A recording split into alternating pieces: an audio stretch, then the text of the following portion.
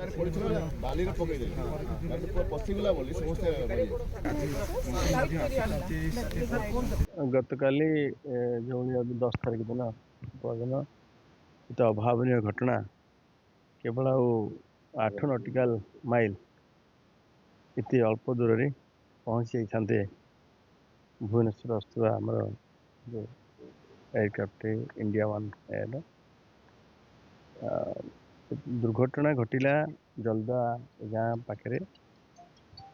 ନवीन और तरुण जो पायलट समेत एठी सुशांत बाबू अनिता अनिता एवं सुनील और सविता सुनील अग्रवाल सविता अग्रवाल 4 जन सवार थे 2 पायलट जो भाई भाव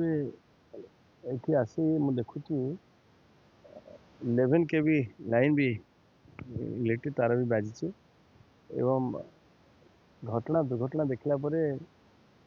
जी भी आश्चर्य हो समस्ते लोकल लोक भी आसते समस्त उद्धार कर तत्कालीन उद्धार भी कर आम समस्त सपोर्ट राज्य सरकार एक्सटेंड कर डीजी सी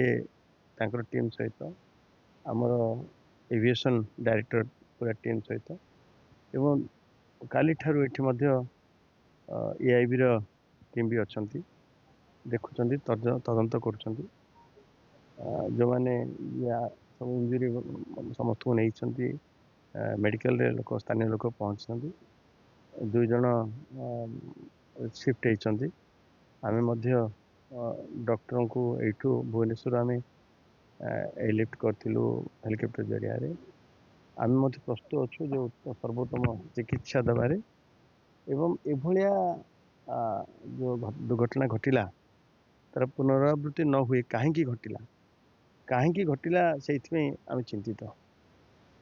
मु तो निश्चित भगवान धन्यवाद दी भगवान आमको रक्षा करदे ये बारिपदा पर ओडिशा रे बोधे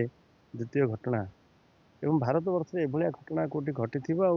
समस्ते गोटे प्रकार सुरक्षित भाव उद्धार है ये आम माने भगवान का आशीर्वाद। मु 10 तारीख 12:27 सी ये समस्त माने 2टा एमती हम 1:30 एमती हम गोटे गोटे कि 1:30 1:17 एमती मु प्रथमत आपण मानकु खबर भी देली जे एत बड़ घटना घटीगला एवं ये देखला केते बड़ दुर्घटना घटी से आम चिंतित भी अच्छे आम इन्वेस्टिगेशन चलती चिंतित भी अच्छे।